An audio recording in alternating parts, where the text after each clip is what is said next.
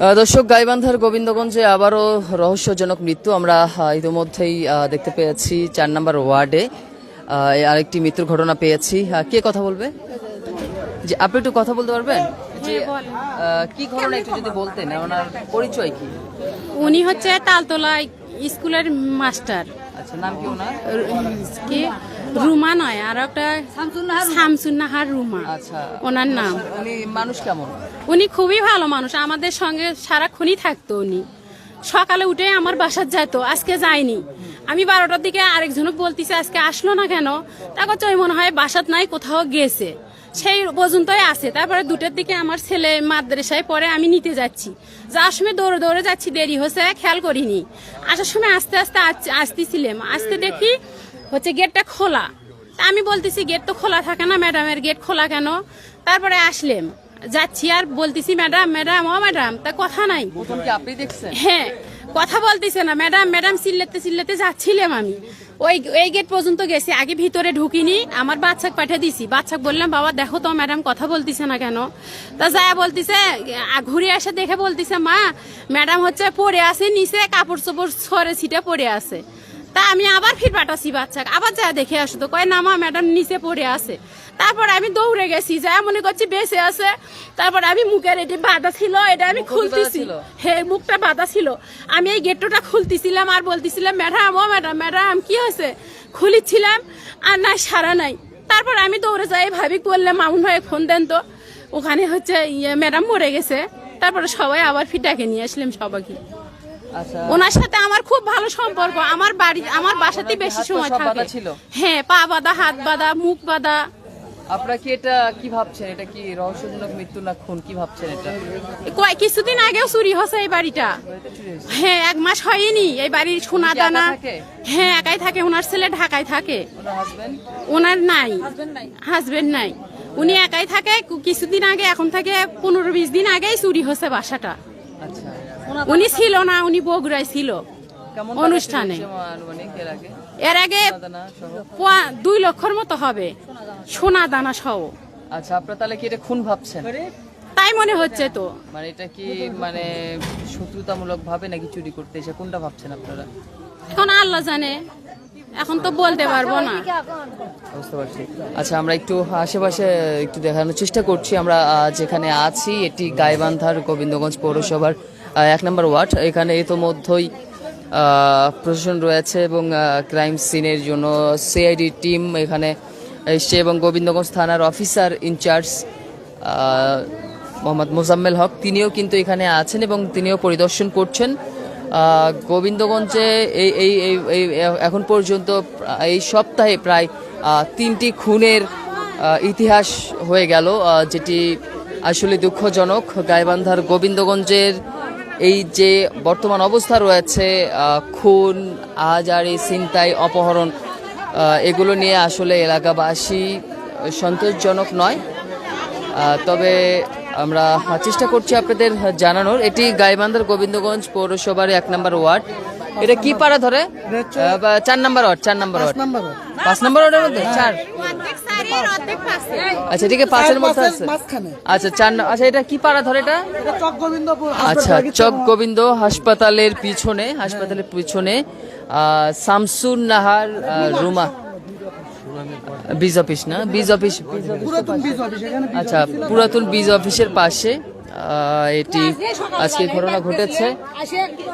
আচ্ছা, এটা কি আজকে দেখছে না সকালে দেখছে না? 12টার সময়। আচ্ছা, আপনি কি জানেন এই বিষয়? কিছু জানেন কি বিষয়?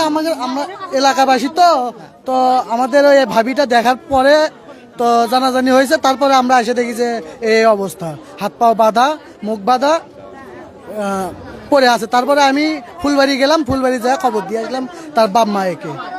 এই পর্যন্তই জানি। মানে এটা কি রহস্যজনক মৃত্যু ভাবছেন না? এখন কিছুদিন আগে বাসাটা চুরি হয়েছিল, প্রায় 2 লক্ষ টাকার মতো স্বর্ণ নিয়ে গেছে।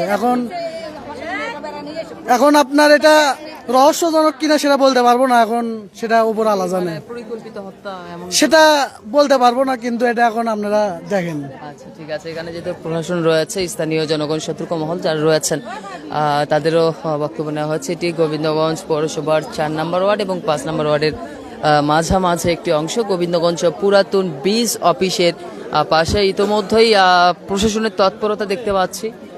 আইন শৃঙ্খলা রক্ষা করা বাহিনী, হ্যাঁ আইন শৃঙ্খলা রক্ষাকারী বাহিনী না আইন শৃঙ্খলা রক্ষাকারী বাহিনী যেমন রয়েছে, পাশাপাশি স্থানীয়দের ঢল দেখতে পাচ্ছি। বিভিন্ন প্রান্ত থেকে আগত স্থানীয় জনগণ, তারা অনেকেই ভাবছে যেটি পরিকল্পিত হত্যা, অর্থাৎ কিছুদিন আগে যেহেতু চুরি হয়েছিল এটি, যেহেতু কিছুদিন আগেও চুরি হয়েছিল, সেহেতু হয়তো তারা আবারও এসছে এখানে এবং তারা এই আবারও চুরি করতে এসে তারা খুন করেছে হাত পা বেঁধে রেখে, এমনটাই অনেকে ভাবছে। কারণ যেহেতু যিনি মারা গেছে তার হাত পা বাঁধা রয়েছে, সেহেতু বোঝা যাচ্ছে যে এটি রহস্যজনক মৃত্যু নয়, এটা পরিকল্পিত হত্যা, এমনটাই জানাচ্ছেন স্থানীয় জনগণ, সতর্ক মহল। পাশাপাশি বিভিন্ন জায়গা থেকে আগত যারা রয়েছেন অনেকেই অবগত আছেন বিষয়টি, আবার অনেকে অবগত নয়, যেহেতু বাড়িটা দেখে বোঝা যাচ্ছে যে অনেকটা নীরব এবং নিরিবিলি পরিবেশে অবস্থিত এই বাড়ি। এবং এখানে আমরা দেখতে পাচ্ছি যে অবস্থা রয়েছে, চোর ঢোকার সম্ভাবনা, কোন দিক থেকে চোর ঢুকেছে সেটা এখন পর্যন্ত বলা যাচ্ছে না। তবে স্থানীয় জনগণ যারা রয়েছেন তাদের বক্তব্য রয়েছে যে কিছুদিন আগে যে ঘটনা ঘটেছে তারই পরিপ্রেক্ষিতে আবারও লোভের বশে হয়তো তারা আসার পর যখন হয়তো চিল্লাচিল্লি বা চেঁচামেচি করে, তখন তাকে হয়তো বেঁধে রেখে তাকে খুন করা হয় এবং বাড়ি থেকে অর্থ সম্পদ বা চুরির উদ্দেশ্যে যদি ঢুকে থাকে তাহলে চুরি করা হয়, আর যদি পরিকল্পিত হত্যার উদ্দেশ্যে ঢুকে থাকে তাহলে পরিকল্পিত হত্যা করা হয়েছে, এমনটাই কিন্তু ভাবছেন এলাকাবাসী। আমরা আপাতত লাইভ থেকে বিরতি নিচ্ছি। আগামী আপডেট পেতে আমাদের এমটিআই টেলিভিশন ফেসবুক পেজে সাথে যুক্ত থাকুন। এমটিআই টেলিভিশন ফেসবুক পেজে থেকে লাইভে সরাসরি আমাদের সাথে যুক্ত হচ্ছেন। আমরা আপনাদের পরবর্তী তথ্য আপনাদের জানানোর জন্য যুক্ত করব।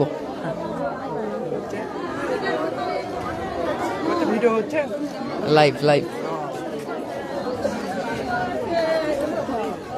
আচ্ছা, অনেকে কমেন্ট করেছে, একটু কমেন্ট করে নেওয়ার চেষ্টা করছি। কোন জায়গাটি? গোবিন্দগঞ্জ 4 নম্বর ওয়ার্ড, এটি হচ্ছে চক গোবিন্দ পুরাতন বীজ অফিসের পাশে। এই অস্বাভাবিক মৃত্যু যেটি অনেকেই মেনে নিতে পারছে না। অনেকেরই বক্তব্য, অনেক ভালো মন মানসিকতার মানুষ ছিলেন যিনি মারা গেছেন, শামসুন নাহার রুনা, তার এই মৃত্যুটা অনেকেই মেনে নিতে পারছে না। এটি হাসপাতালের পিছনে গোবিন্দগঞ্জের পুরাতন বীজ অফিসের এখানে। আমরা দেখানোর চেষ্টা করছি, আপনাদের সরাসরি দেখানোর চেষ্টা করছি এখানে যে ঘটনা ঘটেছে সেটি এখন পর্যন্ত অনেকেই মেনে নিতে পারছে না। আমরা সরাসরি লাইভে যুক্ত হব এমটিআই টেলিভিশন ফেসবুক পেজে। ধন্যবাদ সবাইকে।